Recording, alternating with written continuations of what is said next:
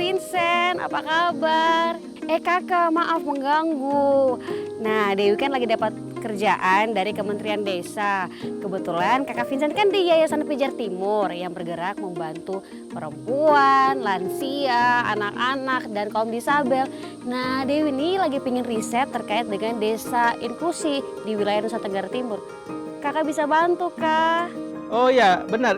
Itu hari kami dari Pijar Timur ada pelatihan soal pemberdayaan perempuan, lansia, anak-anak termasuk juga penyandang disabilitas. Dan itu kami lakukan di Desa Tapenpa. Desa Tapenpa?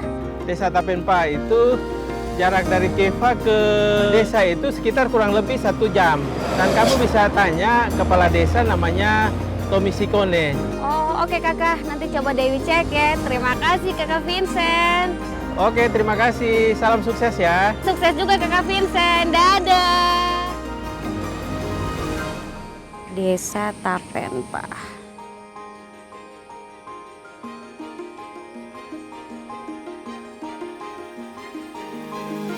Oh, Desa Tapenpa. Ih, ternyata begini dekat nih. Oke, langsung saja Dewi mau ke Desa Tapenpa.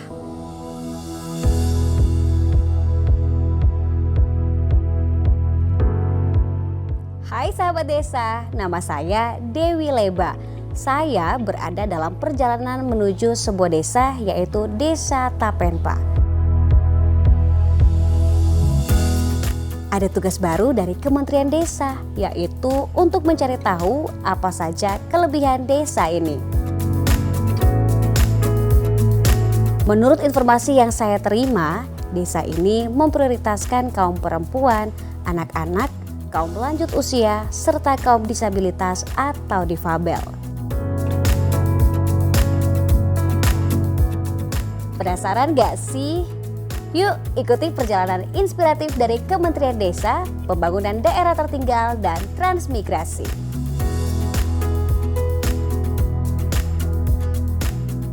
Bapak Dusun nanti tolong datakan kaum difabel yang ada di Desa Tapenpa, karena sebentar lagi kita akan kedatangan tamu. Sehingga nanti data-data itu harus perlu akurat. Ya, selamat pagi Bu. Pagi Bapak, saya Dewi Leba. Bapak Kepala Desa adakah? Bapak Kepala Desa untuk sementara belum ada di sini, tetapi sepertinya sebentar lagi akan datang. Bagaimana, ada keperluan apa ya Bu? Jadi begini Bapak, saya ada kerjaan dari Kementerian Desa terkait dengan desa inklusi dan mau cari tahu informasi banyak di desa ini Bapak. Oh iya, kalau itu mari kita tunggu di dalam saja Bu. Saya tunggu di lopo saja ya Bapak. Oh iya. Mari Bapak.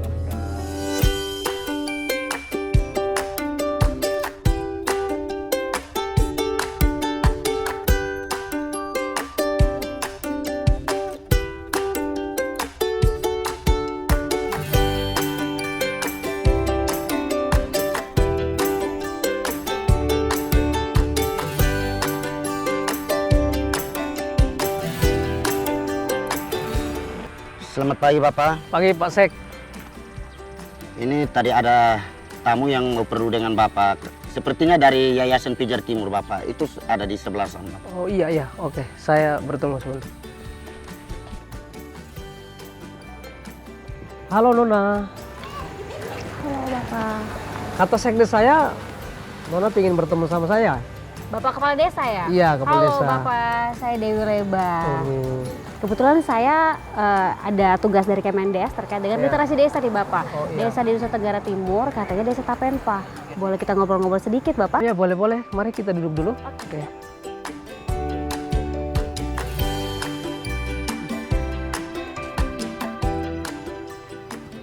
Jadi begini Bapak, saya kebetulan tahu dari Pak Vincent, Yayasan Pijar Timur. Saya lagi cari desa yang terkait dengan literasi desa dan desa inklusi itu seperti apa di Nusa Tenggara Timur. Dan katanya di sini nih Bapak, Desa Tapenpa. Jadi gini, jadi kenapa Desa Tapenpa ini kemudian mau mengembangkan desa inklusif? Itu tujuan utama kita memastikan semua warga di desa ini bisa berpartisipasi di dalam pembangunan desa. Mau kelompok marginal, kelompok difabel, kelompok perempuan, anak-anak, kita libatkan semua di dalam proses pembangunan. Sehingga tidak ada perbedaan di antara sekat-sekat di antara masyarakat. Bentuk konkret yang sudah dilakukan Desa Tapenpa ini seperti apa Bapak untuk mendukung literasi desa? Literasi desa yang kita lakukan yang pertama itu kita menyediakan dulu fasilitas sarananya seperti yang kita lihat ini, ada lopo-lopo.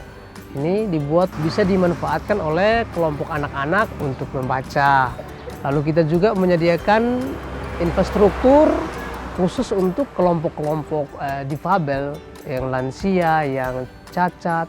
Semuanya kita siapkan sehingga betul-betul keberpihakan kita ada di situ. Nah sekarang kira-kira kegiatan apa nih Bapak yang sedang berlangsung di sini sebagai bentuk literasi desa seperti Bapak jelaskan? Oh iya, kita langsung saja ke Posyandu. Di sana ada PMT khusus lansia. Kalau PMT itu apa Bapak? PMT itu pemberian makan tambahan untuk kelompok lansia. Kira-kira kapan nih Bapak ya bisa kita tinjau langsung mereka berkegiatan di sini? Oke, kalau memang Nona mau pingin tahu, Iya. saya ajak kita ke tempat kelompok-kelompok ini. Boleh, boleh. Oke?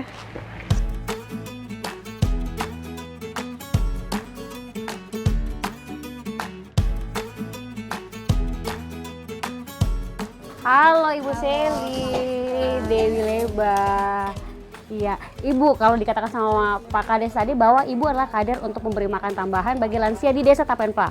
Boleh cerita sedikit, ini sejak kapan program ini dan kira-kira tujuannya untuk apa Ibu? Program PMT untuk lansia itu sejak tahun 2020 itu sudah diberikan, dan tujuan dari pemberian makanan tambahan untuk lansia itu untuk menambah harapan hidup para lansia dan meningkatkan gizi para lansia. Jadi salah satu bentuk juga peduli terhadap lansia di kampung ini? Oke deh, terima kasih ya Ibu Celia, selamat makan semuanya.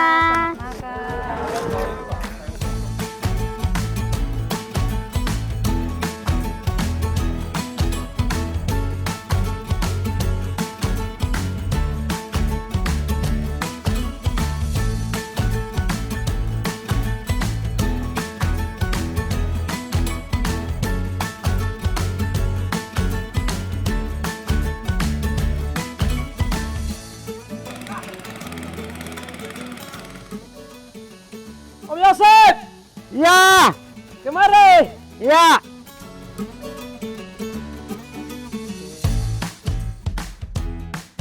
Om Yosef, tadi kan kita sudah lihat tuh dengan keterbatasan juga Bapak masih kerja di sana ya. Bapak boleh cerita sedikit kah yang Bapak rasakan dengan adanya bantuan dari pemerintah desa nih? Pemerintah desa yang sekarang membantu kami kaum disabilitas. Dulu kami masih pakai manual, ya pakai pacul.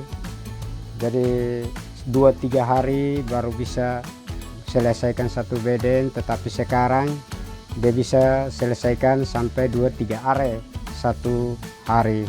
Dan saya berterima kasih banyak-banyak kepada pemerintah desa karena sudah memberikan kami kultivator ini untuk membantu meringankan beban kami. Oke Bapak, semoga ini jadi berkat juga untuk Bapak dan keluarga. Tetap semangat, produktif untuk membantu ekonomi keluarga ya. Terima kasih banyak Bapak Yosef.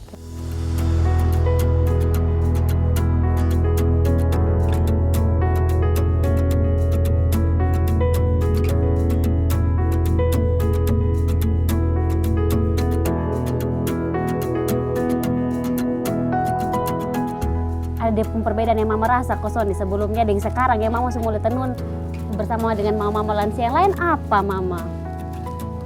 Ini yang kami rasakan dari Bapak Tumi dan yang Desa Lama itu, Ibu. Sebelum Bapak Tumi naik, kami belum buat lopo-lopo yang kecil yang di desa itu, di kantor desa itu. Sesudah Bapak Tumi, baru Bapak Tumi bijaksana dengan kami masyarakat buat lopo kecil itu supaya kami lansia itu menenun di lopo situ. Bisa jual, Bisa dapat jual, duit, ya.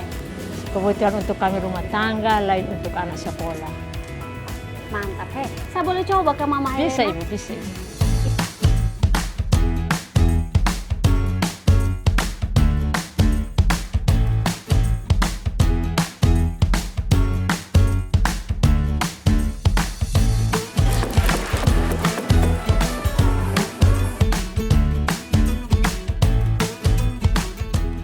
Bini mau molometan, apa itu artinya Bapak? Binima Molometan ini adalah sebuah filosofi yang kita pilih untuk menyatukan 7 suku yang ada di Desa Tapenpa ini. Nah, sekarang ungkapan ini kita sengaja hadirkan di tembok ini untuk menyatukan keberagaman yang ada di Desa Tapenpa ini, termasuk kelompok-kelompok marginal, kelompok-kelompok inklusif. Dengan adanya ungkapan filosofi ini, maka seluruh masyarakat yang ada di Desa Tapenpa ini bisa menyatu untuk membangun desa ini, termasuk kelompok difabel itu. Oke. Nah, sahabat desa, akhirnya saya paham nih kenapa Desa Tapenpa ini sudah menjalankan literasi desa dan inklusi sosial. Ternyata terlihat mulai dari media, infrastruktur, bahkan kaum difabel, perempuan, lansia, dan anak-anak turut dilibatkan. Dan yang paling penting lagi bahwa adat istiadat menjadi ide dan gagasan utama. Lalu kira-kira seperti apa ya perjalanan inspiratif saya dari Kementerian Desa, Pembangunan Daerah Tertinggal, dan Transmigrasi? Kira-kira tempat ini di mana, Bapak? Besok saya akan tunjukkan tempat ini. Oke? Oke. Iya.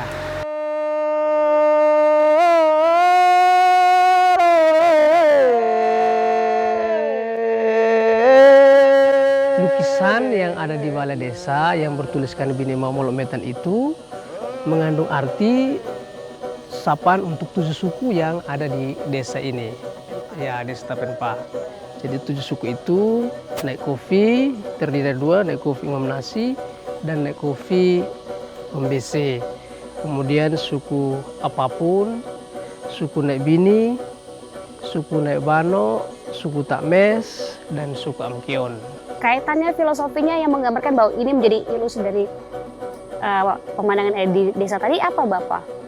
Filosofi dari Bini Mamol Metan itu satu sapaan yang kita ambil untuk menyapa 7 suku yang ada di Desa Tapenpa. Jadi dengan menyebut Bini Mamol Metan berarti itu sudah merangkul 7 suku yang ada di Desa Tapenpa. Dari tujuh suku yang ada di Desa Tapenpa, cara Bapak untuk merangkul ke-7 suku ini agar keberagaman dan adat istiadat Desa Tapenpa ini jangan sampai terpecah belah seperti apa, Bapak? Jadi memang 7 suku ini ada bersaudaranya, ada hubungan bersaudaranya. Jadi naik kopi, apapun sama naik Bini itu bersaudara adik kakak. Sedangkan Takmes, Amkion, dan Nebano juga adalah bersaudara.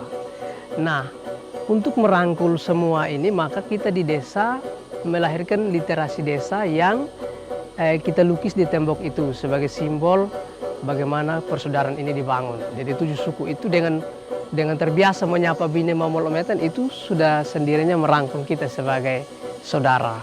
Lalu Bapak kira-kira kaitannya adat istiadat Desa Tapenpa dengan literasi desa dan inklusi sosial seperti apa, Bapak? Ya, jadi literasi desa ini tidak selamanya kita mengerti sebagai membaca dan menulis. Tetapi di dalam literasi desa itu kita justru menyiapkan wadah atau ruang-ruang seperti lopo, ada panggung literasinya itu untuk kemudian di situ masyarakat di Desa Tapenpa bisa mengekspresikan bakat-bakat kemampuannya di berbagai bidang. Memang wadah itu tidak hanya untuk kita warga masyarakat yang normal, tetapi juga untuk kelompok-kelompok kecil.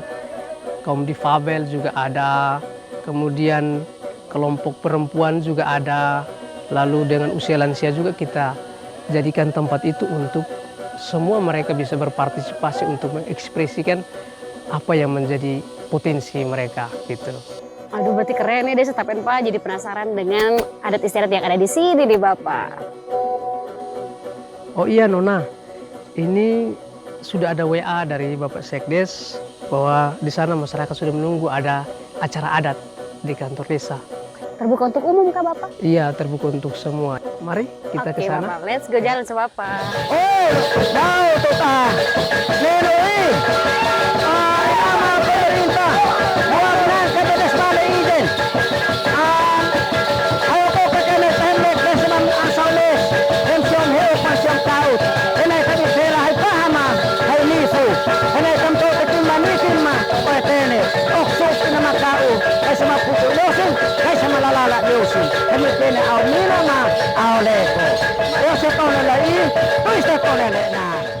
Bapak, ini acara saan. Cara lei Hanik UMVO, Ume Adat. Nah, tujuh suku kah SI? 7 suku. Peran maksa. 7 suku lek nana, naik kofi, apapun, naik bini, naik bano, amkeon, tak mes. Dari 7 suku ini dia berperan untuk apa dan kira-kira ada pantangan kah Bapak? Kalau bila gua jutin lagi, yang ketujuh rumah adat ini ada pantangannya. Apapun, naik kopi, naik bini, pantangan itu pria atau pare. Naik bano, ada yang pemali anjing, daging anjing. Tak mes, ada yang pemali daging anjing juga, dan ada juga yang pemali kalau saat kita makan sisa atau minum sisa, tak mes, putu tidak boleh dari terakhir. Jadi ini di 7 suku ini, Bapak sebagai ketua suku adat ini punya peran masing-masing. Jadi Nek Kofi itu punya peran sebagai pemberi informasi. Jadi Nek Kofi selalu mendudukkan 7 suku adat untuk memberikan informasi terkait dengan apa yang harus dibuat di desa. Di Nek Bini itu tugasnya itu untuk mendamaikan, jadi sebagai kasatria mendamaikan ada suku-suku yang bertikai ya. Lalu di apapun itu perannya itu bagaimana bisa mendatangkan hujan ketika masyarakat di sini di musim hujan tetapi belum kehujanan. Jadi harus minta petunjuk untuk kemudian datangkan hujan. Kemudian di Nek Bano itu ada perannya ada beberapa. Jadi ada yang tugasnya sebagai panglima perang. Biasanya untuk melindungi warga di situ. Tetapi juga ada yang berperan untuk sebagai dokter, jadi memberi obat kekuatan untuk Anggota masyarakat ya PDI. tidak yang mau pergi berperang itu. Lalu di suku Takmes sebagai ya mau dibilang menteri perdagangan lah, ya gitu. Lalu di Amkeon ini juga hampir sama dengan Takmes, mereka diberi kuasa oleh Nek Kofi untuk boleh menjadi semacam tobe untuk menguasai satu wilayah di sini. Nah, jadi ini suku ini juga punya perannya, punya pantangan sendiri-sendiri. Nek Kofi ada pantangannya usus babi tidak boleh dimakan, itu disumpah untuk tidak boleh dimakan. Di apapun itu juga tidak boleh makan pare. Di Nek Bano itu ada lagi tidak boleh makan burung puyuh, tidak boleh makan daging anjing, ada yang tidak boleh makan daging babi, ada yang tidak boleh sentuh pohon, ada satu pohon yang macam kapok itu. Jadi kalau disentuh daunnya atau dibakar itu langsung kudus semua. Ya. Lalu di Takmes itu sama pare, tidak boleh pria, tidak boleh makan itu. Di Amkeon juga yang sama, tidak boleh makan pare. Jadi mungkin itu kebiasaan-kebiasaan pantangan yang ada di desa ini.